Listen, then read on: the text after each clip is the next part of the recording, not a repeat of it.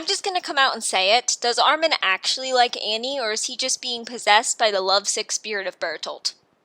At first, I thought it was Bertolt possession. Why would Armin suddenly have such a fixation with a comatose girl who tried to kill him? And then there's Bertolt, whose crush on Annie was one of his few driving individualities.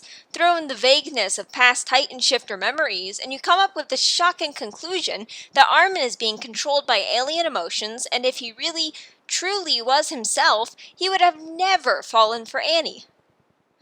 But then I took a step back and reevaluated what led up to this point. Armin and Annie did have a sort of relationship before the female Titan incident, and in this video I'm going to try my best to explain it and explore what could have caused this romantic turn of events. I'll start with Annie's side of the story. Early on, Annie wasn't close to Armin, but she did know Eren pretty well. Eren spent a lot of time training with Annie in their 3 years of cadethood, to the point where in Chapter 7, Mikasa approaches Annie and asks her where Eren is, like Annie is somehow Eren's other emergency contact. This is significant because if you look at the panel where Mikasa's asking Annie, there's also Sasha and Connie, Rainer, and Marco, who are all generally safer and more trustworthy people. So why did Mikasa choose Annie? Well, because the amount of time she was with Eren canceled out her cold personality and any other reserves Mikasa might have had in trusting her. In addition, the two were so close, at first Eren couldn't even bring himself to fight back as Annie's Titan laid waste to Stohess. He just couldn't believe she was really that bad. Why am I bringing this up? Well, it's because for all the time they spent together, for all the Mikasa-approved friendship stamps she earned, Annie did not care about Eren when it really mattered.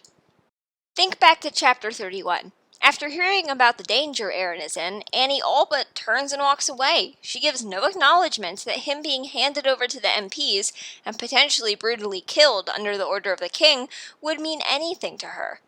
However, what makes her turn around are Armin's words. He matters to her, in a way, that's different from what she thinks of Eren.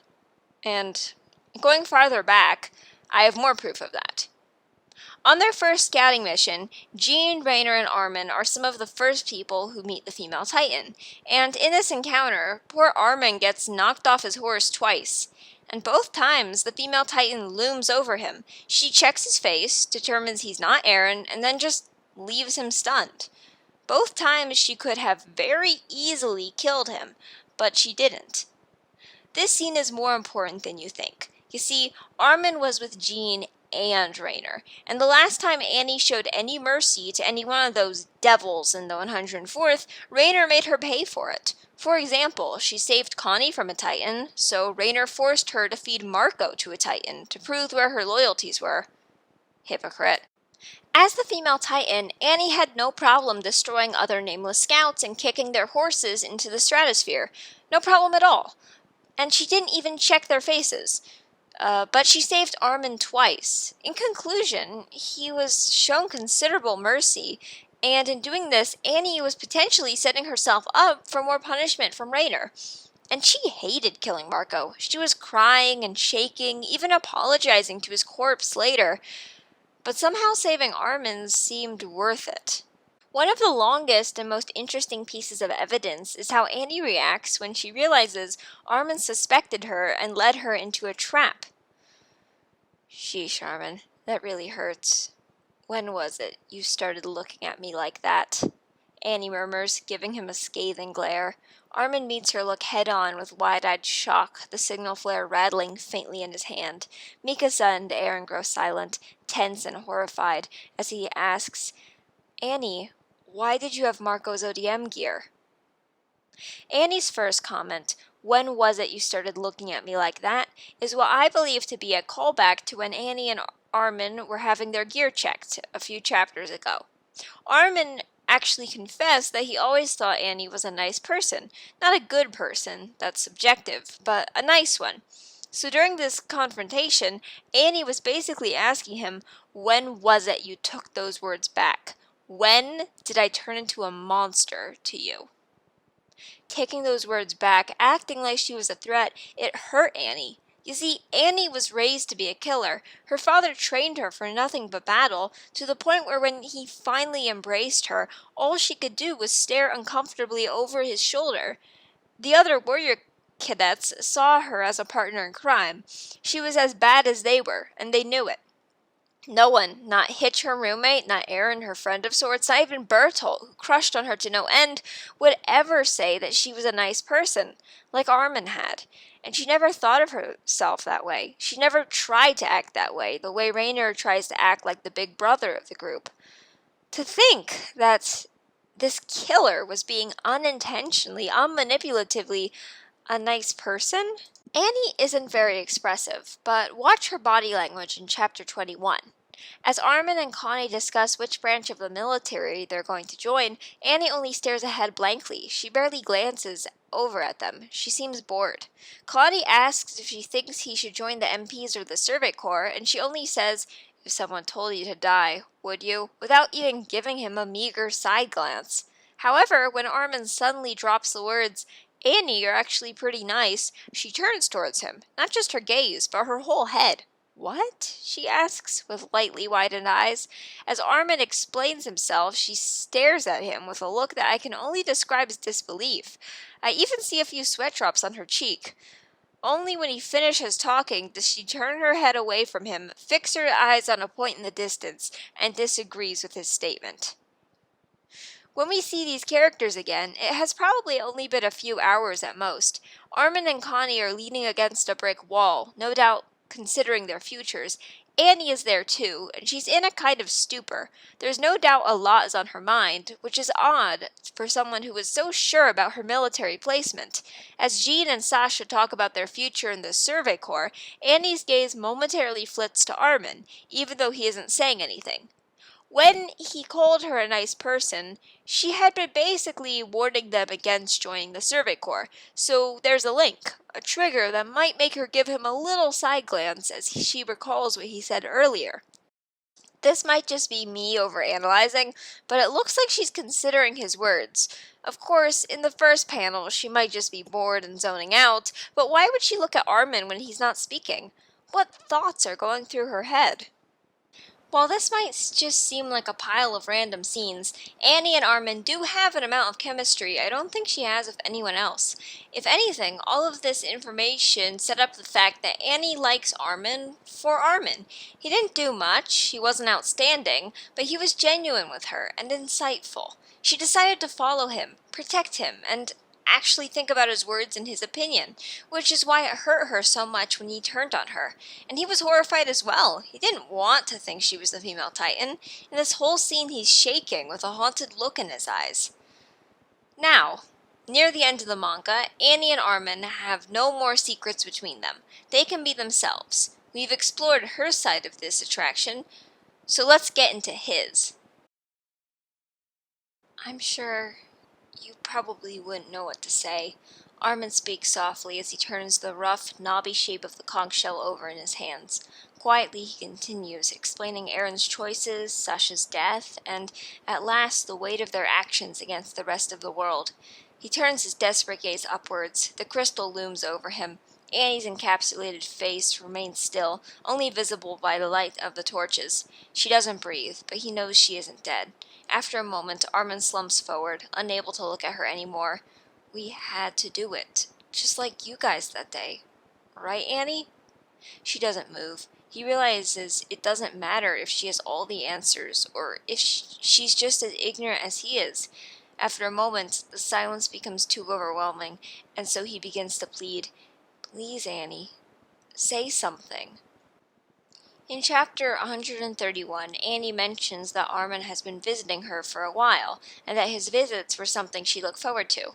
We actually see him visiting her in chapter 106, and then later in chapter 112, Aaron mentions it like Armin's trips to a crystal have been happening frequently. I wonder if the scene I just described has happened before, if this is a common occurrence. And I wonder if she could have responded, what would Annie have said to him? But I am just going to go out there and say it. Armin didn't do this kind of thing before getting Bertolt's memories. The logical conclusion would be, yes, Bertolt is making him do this. But how important are those memories? The way I believe it works, and keep in mind I'm no expert on the inner workings of the human brain, is that sometimes Titan shifters will experience a kind of deja vu when in a situation a predecessor experienced. They could be aware of the memories and able to cycle through them if they wanted, or those memories could be buried and need to be triggered to come up again. Or those memories could be intentionally given to them to inspire a certain reaction by another force. However, I don't think Armin is developing a personality disorder thanks to Bertolt. Most of the current Titan shifters and their predecessors had goals that lined up. For example, Eren and Grisha both wanted to save Paradis. Porco and Falco both were loyal warriors who wanted to fight for their friends. Maybe the past will can override the current shifter's intention in some cases. Think back to why Ymir chose to save Rainer and Bertolt. Maybe that was Marcel's doing. However, I want to debunk that theory. So, we just don't know for sure either way, but Armin and Bertolt are an odd exception to the Titan inheriting norm. But going off Bertolt only giving Armin some of his memories, how can these lead to Armin's Annie crush? Well, memories are a big part of relationships, and there's also the fact that memories can change. Every time you remember something, you change little details about it, even subconsciously. So Armin probably received the latest version of Bertolt's memories, and that means if Bertolt had a crush on Annie, then maybe he was changing some of her aspects to be a bit more idealized. The way Bertolt remembered her was how he saw her. She was probably a lot prettier in his head, since when you have a crush on someone, you tend to disregard their flaws. So Armin was receiving Annie through the filter of someone who adored her, and it wasn't like she was doing anything to debunk the super cute Bertolt vision Annie. She was in her crystal. She was unmoving. Not to mention that diamond sheen and torchlight is a rather flattering filter. But I have two reasons to believe that is not the reason Armin likes her. First of all, in the one scene where he visits her, he barely looks at her. He's mostly staring at his hands. So this wasn't just a physical attraction thing. It wasn't like he couldn't take his eyes off her. My second reason is that in chapter 126, when we meet up with Annie again, what is she doing but stuffing her face with pie? It's all over her mouth, her hands, and she's ripping into it like a wild animal. I think Connie's words sum up this scene perfectly. What a nasty way to eat. And keep in mind, this is the guy who was best friends with Sasha, so it has to be pretty bad. Anyway, here is Annie at probably the most undignified she's ever been in the series, and she knows it. She can't even defend herself because her mouth is too full. While Connie is laughing his head off, Armin instantly steps in and tries to stop his friend. He looks more confused than anything, but his instant reaction is, "Help Annie." I believe in this scene the rose-tinted Bertolt glasses fell away. He wasn't just liking her because of an attractive mirage. He knew Annie is human, so she's prone to mistakes and embarrassing moments. Even though there's a familiarity to her that probably came from Bertolt's memories, Armin doesn't see her as the idealized woman Bertolt did, at least not after this. This is Annie unfiltered. As I mentioned earlier, Armin and Annie weren't strangers before the female Titan incident. After that point, their relationship only grew. When he visited her crystal, they both benefited. I know she didn't say anything during those visits, but it helped Annie through the loneliness. She even thanked him afterwards. It's possible that in that one-sided way of conversing, they were able to reach a point where they cared about each other more than they did in their cadet years. There's no doubt in my mind that Annie likes Armin, and for one reason or another, Armin likes Annie. He may have received a little nudge from Bertolt's memories. Maybe that inspired him to go to the crystal for the first time. Bertolt was more than just his love of Annie, and if anything, his drive to be a good warrior was stronger. His loyalty to Rainer was greater than his love of Annie, too. I mean, look at these guys. Rainer was the one who even suggested Bertolt confess his feelings or go save Annie. Rainer just knows him so well. And by the logic that Bertolt's relationships are now ingrained in Armin, shouldn't Armin be a lot more clingy towards Rainer? And if romantic feelings were transferred, I'll mention that Porco Galliard doesn't acknowledge Historia, even though he did receive memories of her through Ymir. That was confirmed. Ymir and Historia were much closer than Bertolt and Annie ever were. Give me one example of a time Bertolt and Annie had a conversation by themselves, where they revealed some great secret, or even so much as joked around as friends. Porco doesn't even express having a thing for blondes, and that's the bare minimum, man. Now, of course, there's a debate on whether or not Armin would have manifested these feelings by himself, or if he actually needed that Bertolt nudge. Personally, I think he could have, because of a certain scene in episode 3 of the second season, exclusive only to the anime. Armin, Eren, and Mikasa are describing Historia to their senior scouts.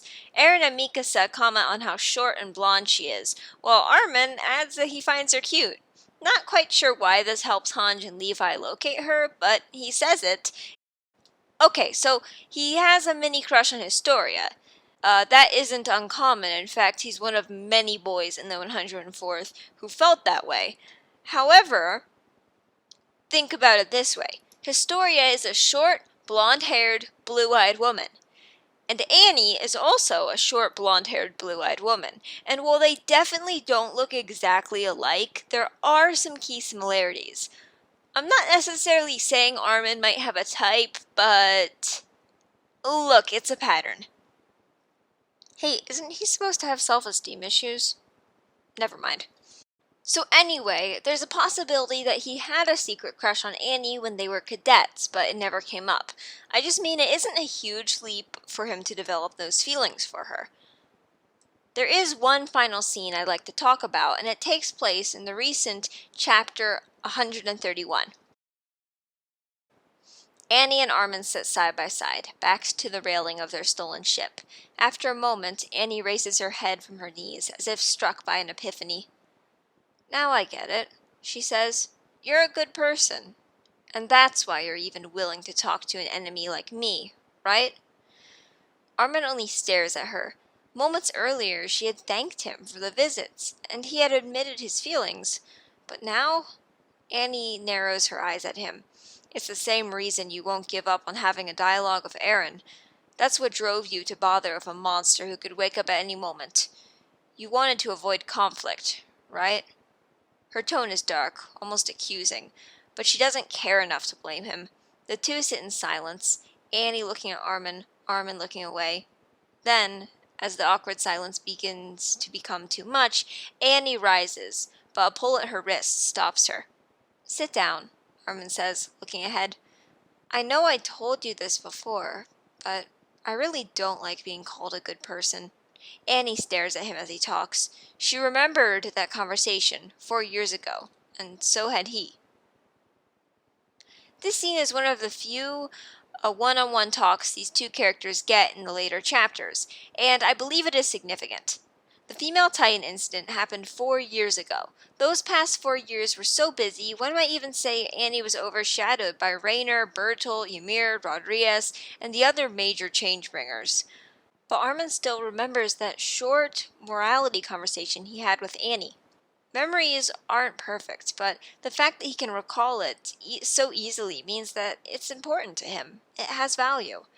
In this scene, at least Armin is drawing from himself, not from Bertolt. Armin never references what he learned about Annie through Bertolt. Perhaps that will be crossing an invisible boundary. If he sticks to his own memories of her, doesn't wander into Hoover's head instead, it makes his attraction, his bond to Annie, seem more genuine, like it could have formed without Bertolt's nudge. We'll never know completely which one it is, but I hope in this video I was able to explain my point of view and the evidence I have backing it up.